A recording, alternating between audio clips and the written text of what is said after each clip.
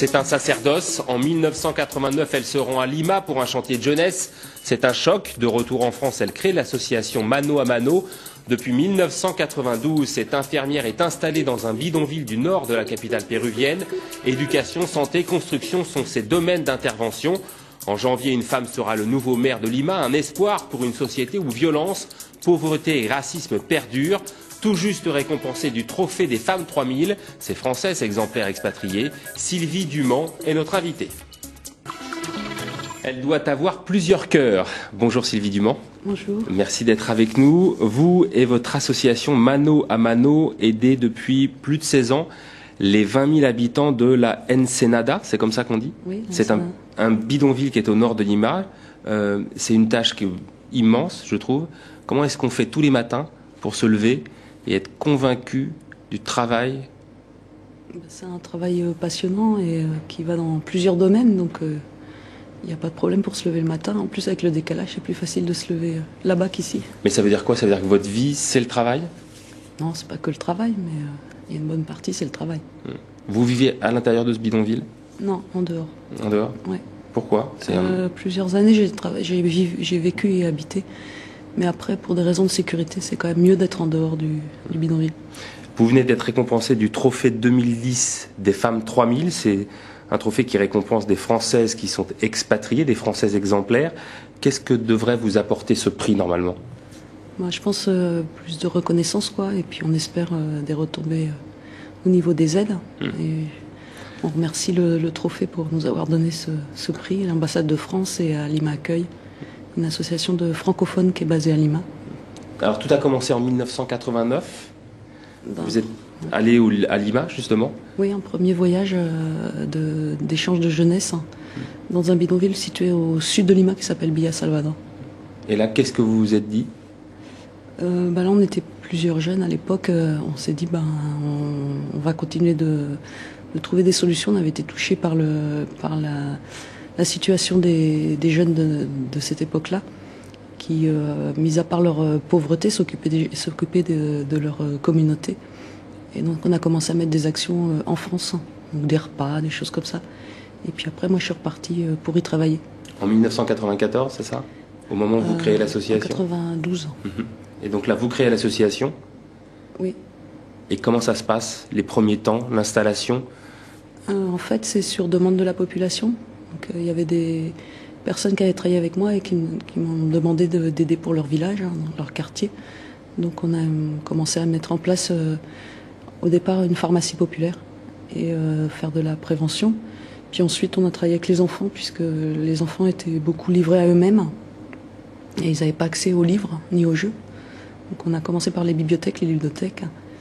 Et puis ensuite on a rouvert une autre pharmacie populaire dans un autre quartier et on a refait les mêmes activités. Et on a commencé à s'intéresser aussi aux femmes, donc aux mères célibataires en général.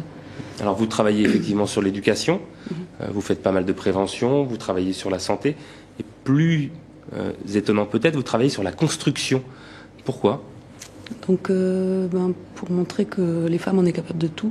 Mais ça veut dire que vous faites concrètement de la maçonnerie, c'est ce qu'on voit là d'ailleurs à l'écran? Oui. Donc on avait travaillé avec les dirigeants. Chaque quartier est dirigé par des dirigeants qui sont élus. Et on avait trouvé comme solution au problème. Le problème majeur, c'était le problème du sous-emploi, et surtout des femmes, surtout avec des enfants, et généralement célibataires. Donc on avait pensé que ça serait bien d'améliorer les infrastructures du quartier et que ce soit les femmes qui le fassent. Alors aujourd'hui à la Ensenada, vous avez créé un parc notamment paysager, c'est ça? Oui, on a créé un parc et les femmes ont construit un parc en récupérant les pierres du bidonville et en récupérant les eaux de la bibliothèque qui sont traitées par des plantes, et ce qui permet, parce qu'on est dans le désert, ce qui permet d'arroser les plantes et de les faire pousser.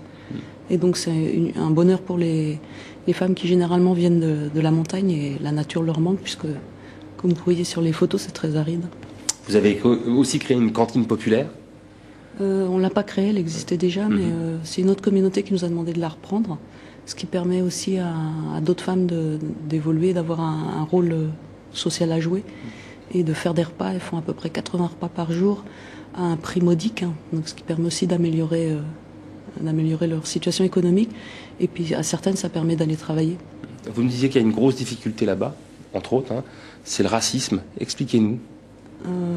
Oui, à cause de l'histoire, un peu, il y a pas mal de racisme envers les personnes qui viennent de province. Et ce sont ces personnes qui arrivent dans les bidonvilles en général, les plus défavorisées, c'est ça? Oui, nous c'est dans le nord, donc les gens viennent plutôt du nord, de la montagne. Donc c'est une autre culture, ils parlent une autre langue. Et quand ils arrivent à Lima, ils sont obligés d'oublier leur langue, de parler l'espagnol et de s'habituer aux nouvelles coutumes et au climat, puisqu'ils sont dans le désert, il n'y a plus la montagne, il n'y a plus les pâturages. C'est la différence entre les indigènes et les urbains, c'est ça? Voilà. En janvier, Lima aura à sa tête une femme, donc ça sera un nouveau maire. Qu'est-ce que ça peut changer? Je pense que c'est bien, ça montre que c'est un pays qui avance. Et on lui souhaite bon courage. Et c'est vraiment une bonne nouvelle. C'est vrai que Paris n'a jamais eu de maire femme, par exemple. Votre budget de fonctionnement à l'année, c'est environ 130 000 euros à peu près. Et en ce moment, le financement, c'est une des questions centrales, vous me le disiez. Pour ce faire, vous proposez également du tourisme solidaire. Oui, on travaille avec une association qui s'appelle Départ, qui organise plusieurs voyages solidaires dans le monde, et notamment au Pérou. Et au Pérou, on est 2 associations à recevoir l'aide de Départ. Donc en fait, quand les gens voyagent avec Départ, il y a un pourcentage qui nous est reversé.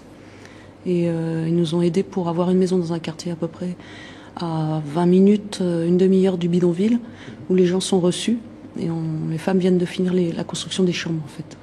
Alors, pour ceux qui souhaitent faire un don, vous avez également un site internet, c'est le www.manoamanoperou, tout attaché en minuscule.org. Vous êtes expatrié maintenant depuis plus de 15 ans. Quand vous revenez en France, quel est le regard que vous portez sur la société française et sur la société occidentale par rapport à ce que vous connaissez dans ce bidonville au nord de Lima?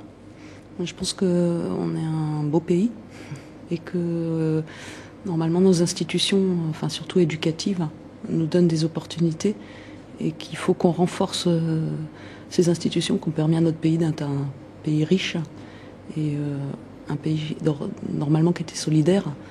Et la sécurité sociale aussi, c'est une chose hyper importante. Ce qui n'existe pas là-bas? Si, ça existe, mais tout le monde n'y a pas accès. Pourquoi? Parce que l'État s'est désengagé ou l'État a bradé? L'État est en train de mettre en place une sécurité sociale, mais c'est pas très facile. Et ceux qui travaillent normalement, qui sont dans le formel, eux ont une sécurité sociale. Mais il y a tous les gens qui sont dans l'informel et qui n'ont pas de sécurité sociale. Merci beaucoup Sylvie Dumont. Votre association Mano à Mano aide donc un bidonville, c'est au nord de Lima, et vous êtes le trophée 2010 des femmes 3000. Merci beaucoup d'être passé par TV5 Monde. Merci beaucoup.